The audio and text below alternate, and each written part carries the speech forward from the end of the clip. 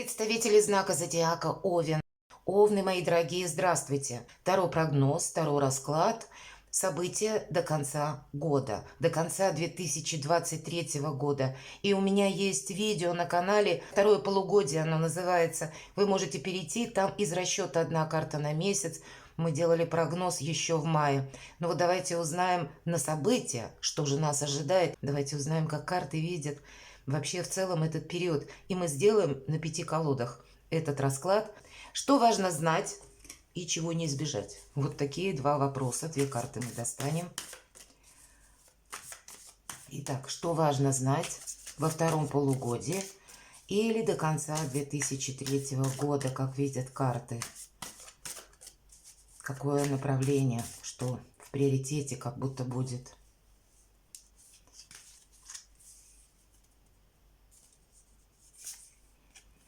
Пятерка мечей.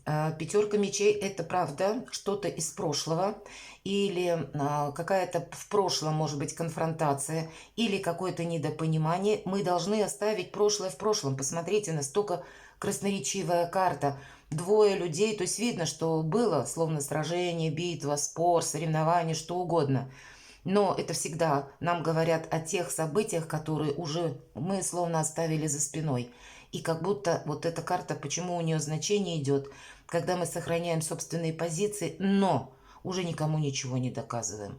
Наше положение, оно достаточно крепко, ведь это прообраз воина в душе. Когда мы уже не ждем чудес, когда мы очень реально оцениваем свои собственные силы, оцениваем, какова ситуация на данный момент – и где-то подводим итоги из того, что у нас получилось или нет. Иногда проходит такое значение, как первая победа. Как будто победа одержана, но нет какого-то вдохновения, что ли. Нет того импульса, инсайта, который бы нам приносил радость. То есть, видимо, есть какая-то в вашей обстановке, но на данный момент сложность, которую, видимо, не в вашей власти решить. Ведь это может касаться, допустим, либо обстоятельств вашей жизни, либо людей. По сути, это то, на что мы не влияем. И карта нам говорит, оставь прошлое в прошлом. А то, что ты не можешь изменить, потому что ты не способен воздействовать на умы людей или на какие-то глобальные события, прими это хладнокровно, но сохраняй собственные принципы. Вот это, мои дорогие овны, для вас как будто важно знать. Чего не избежать до конца 2023 года или второго полугодия? Или неожиданности? Ну, мои дорогие, все равно, что бы тут ни было, туз кубков, радости, счастья, ну, победы какой-то все равно. Туз кубков у нас амброзия словно изливается через край кубка. Поэтому, ну, насколько малы будут ваши печали, настолько велик будет ваш успех. Нечего добавить. У кого-то это решение вопросов личной жизни. Наверное, то, что вы хотели осуществить. Может быть, вот такую ревизию, если мы в прошлом как бы создадим себе, да, определимся, как будто что для меня имеет на самом деле важное значение, кто из людей для меня важен. Но не будет никаких сомнений, в последующем не будет неправильных действий. Вот здесь чем-то вы явно определитесь, примите какое-то соломоновое решение до конца года, может быть очень важное, потому что вы как будто видите без прикрас, но и без эмоций. И это в последующем вас как раз приведет как к какому-то успеху, к какой-то победе, к счастью, к тому, что вы сможете изменить какую-то ситуацию. Каким образом? А потому что мы меняем свое отношение к ней. И если были мечи, то здесь определенно будет какая-то радость, мои дорогие. Прекрасно. Давайте узнаем про события до конца года и возьмем другую колоду золоченого таро. Пусть она нам расскажет, каковы будут новые события или что у нас на пороге до конца 2023 года или приоритетные, может быть, новые события второго полугодия, как видят карты.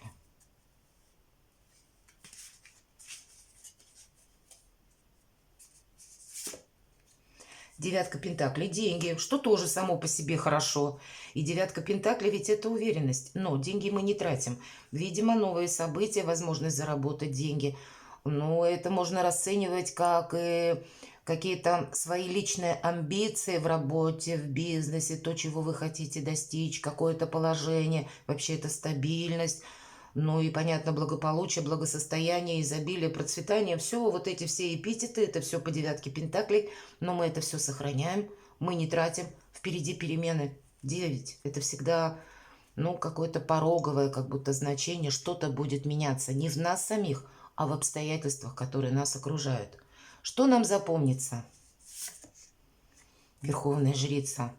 Что вы разгадали какую-то загадку, правда, решили какой-то сложный вопрос в этом году. Может быть, вот этот самый Гордиев узел кто-то разрубил, а кто-то принял Соломоново решение. Все зависит от того, что у вас на повестке дня или какая вообще, в принципе, ситуация была, да, ее каким образом можно решить. Мы себя похвалим за то, что мы научились слушать интуицию и словно предвидеть, как разовьется событие. По этой карте мы сумели сохранить независимость. Поэтому мы стали и мудры, и более прозорливы, и внимательны, когда для нас нет ничего невозможного. Вот, наверное, это ключевое значение. Независимость нам и говорит Верховная Жрица, и мы готовы учиться.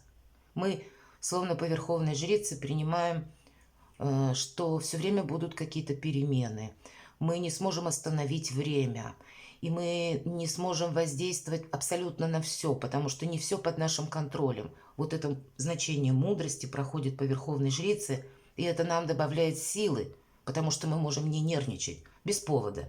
Или мы можем не нервничать, не сожалеть в тех ситуациях, когда мы их не в силах изменить. Мы будем сильны, наверное, в том, что мы с душевным спокойствием сможем принять какую-то ситуацию. И это здорово. Вообще диета про стабильность. Это умение увидеть, если мы говорим про айсберг, да, мы всегда ведь видим верхушку, а по Верховной Жрице способность увидеть то, что скрыто, то, что под водой как будто. Прекрасно. Давайте узнаем, что будет помогать. Какие события, может быть, так сложатся, или обстоятельства, что нам будет помогать во втором полугодии 2023 года, или что нам будет помогать до конца 2023 года, что нам в плюс, что за нас.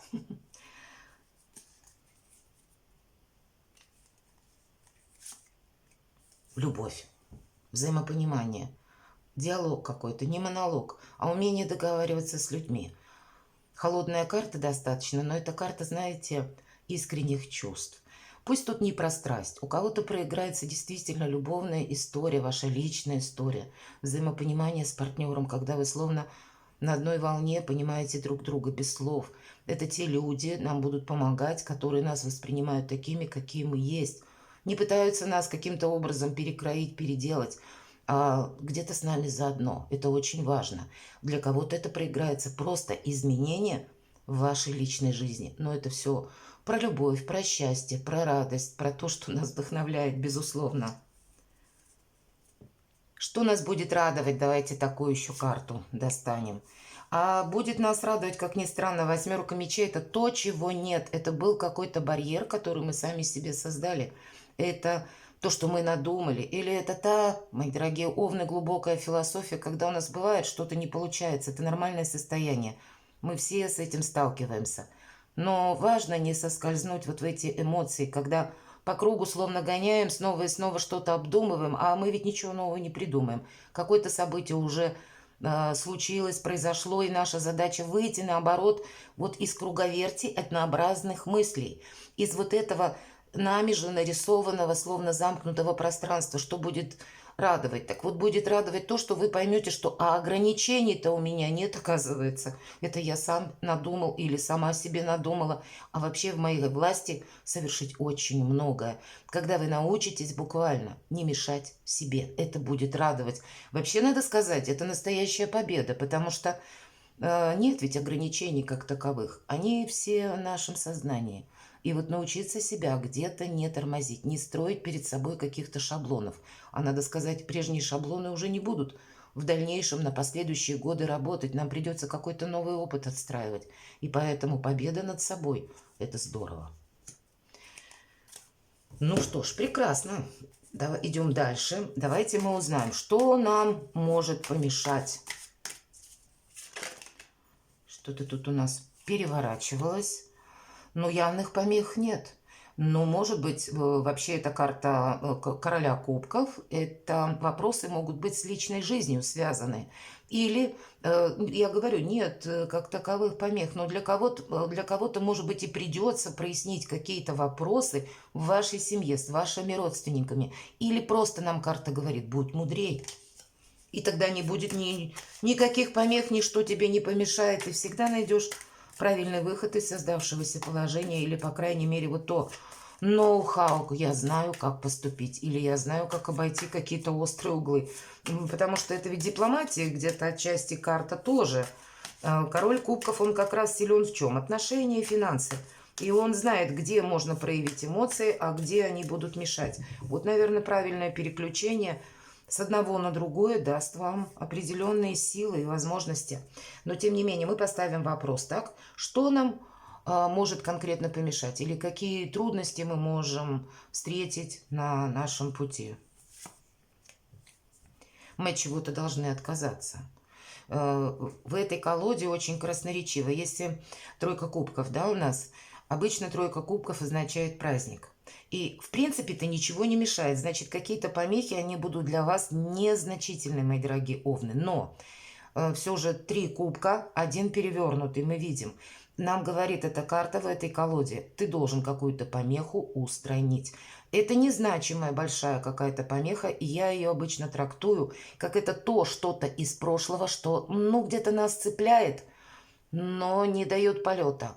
То, что нам кажется для нас важно, а по факту никакого значения уже не имеет. Где-то это нас может сдерживать. Поэтому нет каких-то видимых причин или объективных причин для того, чтобы действительно нам вставляло палки в колеса.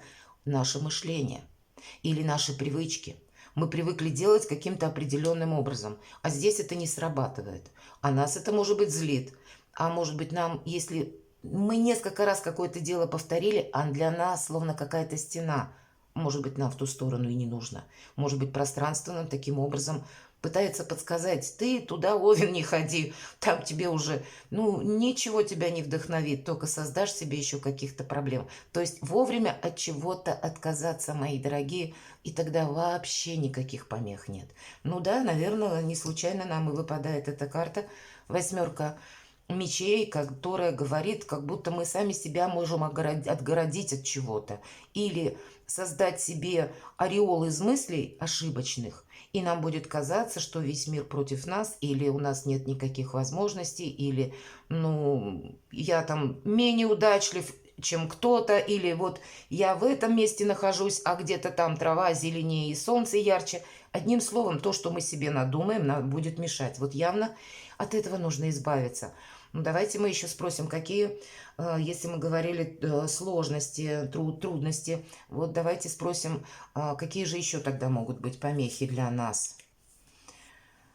Действительно, отправиться куда-то, у кого-то совершить переезд. Может быть, не так просто, как мы думали, но все в нашей власти. И ведь это, кстати, карта 8 кубков, она подразумевает, когда мы ищем выход из какой-то сложной ситуации. И значение есть, и мы его находим.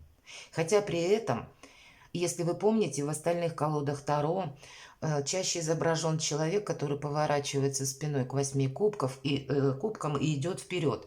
Так вот, пройти через пустыню есть такое значение.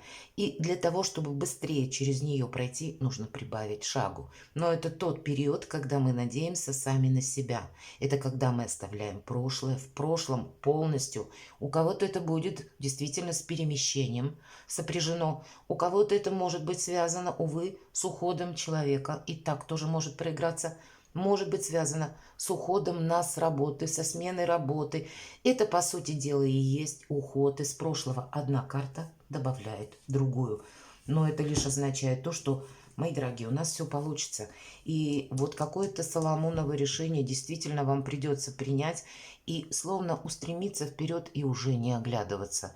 И в целом ведь нет каких-то помех. Опять же, вот посмотрите, какие трудности, какие сложности. А нам все об одном, как будто раскрывает вот эту 8 мечей, что нам может помешать. Только наши мысли или наши отношения к чему-то или к кому-то. А нам отсюда полный вперед. Давайте на колоде 78 дверей. Мне очень интересно задать такой вопрос. Момент перехода. Какие же двери перед нами откроются в конце 2023 года? На что нас судьба, может быть, переключит? Что нужно иметь во внимании? Может быть, заметить? Или как будут складываться события? Вот этот момент перехода. Какие двери будут передо мной открыты? Ну, практически как таковых и дверей нет. В этой колоде, напомню, ключевое значение: дверь открыта, она закрыта, и ключи как бы замок. Так вот здесь нет. Здесь есть у нас, когда мы следуем велению сердца, здесь есть какая-то сама идея, которую мы хотим воплотить в жизнь. Здесь есть какие-то эмоции, чувства, у кого-то любовь. Может быть, под конец года вы окончательно какие-то вопросы в своей семье решите, или вопросы в вашей паре, вашей личной жизни, но это все же больше вдохновения. И когда мы определенно хотим получить желаемое, понимаете, это та мечта, к которой мы идем. Давайте откроем еще одну карту и спросим, каков итог я подведу. Победа, мои дорогие.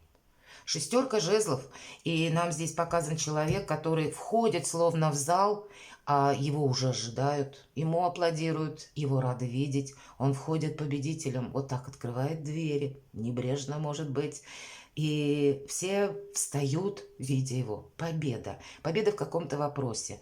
Может быть, вы осуществите свою мечту или какое-то ваше хотя бы одно намерение. Может быть, это будет касаться личной жизни, а может быть и личных амбиций. Но про личную жизнь я могу предположить, что тут нам тоже что-то говорят. Кто-то, может быть, до конца года. Увы, правда, пятерка мечей у кого-то с учетом всех карт может говорить о том, что кто-то успеет развестись и как будто уже знает нового партнера и будет планировать свою личную жизнь наперед, и так проиграется, потому что есть определенный уход, завершение. И к чему мы идем? К тузу кубков. И последующие карты, ведь они тоже нам как будто раскрывают эту тему. Но, тем не менее, должна сказать, для кого-то личные амбиции, мои дорогие. Ну и деньги, понятно, тоже. Прекрасный расклад у вас, ну, оно и по планетарным-то событиям. Для вас, мои дорогие овны, прекрасное время. И не только до конца 23-го года. И туда, 24-й год.